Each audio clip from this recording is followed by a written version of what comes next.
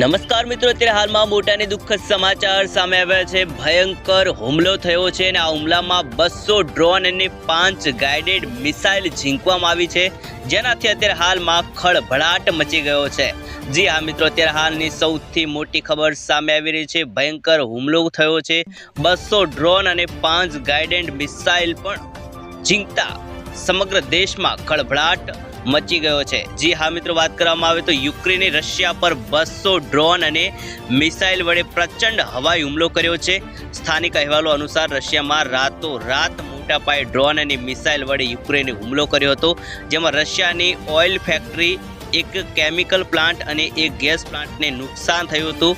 Oil factory નજીક યુક્રેને હુમલો કરતા રશિયાના રાષ્ટ્રપતિ વ્લાદિમીર પુતિન લાલ ઘૂમ થઈ ગયા છે।